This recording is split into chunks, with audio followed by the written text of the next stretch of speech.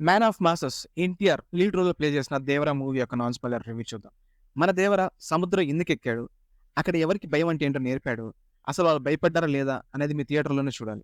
ఇంకా movie positives విషయానికి వస్తే హ్యాండ్స్ డౌన్ ఎన్టీఆర్ యాజ్ యూజువల్గా యాక్టింగ్తో స్క్రీన్ని నమిలి మింగేశాడు.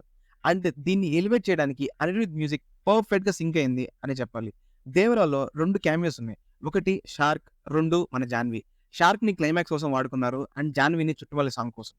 అంతే తప్ప ఇంత గొప్పగా ఇంకేం లేదు. ఇంకా నెగెటివ్స్ విషయానికొస్తే 'టీఎఫ్ఐ టైగర్' యాక్టింగ్‌తో ఎక్కడికో తీసుకొని వెళ్ళిపోయాడు. కానీ కొరటాల రైటింగ్ అండ్ డైరెక్షన్ అయితే అక్కడి దాకా రాలేకపోయింది. బట్ మూవీ ఫస్ట్ హాఫ్ వరకు స్టోరీని బాగా బిల్డ్ చేశారు అండ్ క్యారెక్టర్స్‌ని బాగా ఎస్టాబ్లిష్ చేశారు.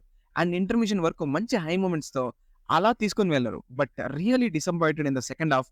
బట్ పార్ట్ 2కి లీడ్ కూడా అంత గొప్పగా అనిపించలేదు. అండ్ మెయిన్‌గా అనిరుద్ బ్యాక్‌గ్రౌండ్ స్కోర్ మంచిగా ఇచ్చినా కూడా ఎక్కడ ఏం వాడాలో తెలియకుండా ఎక్కడ పడితే ఏది పడితే అది వాడేశారు.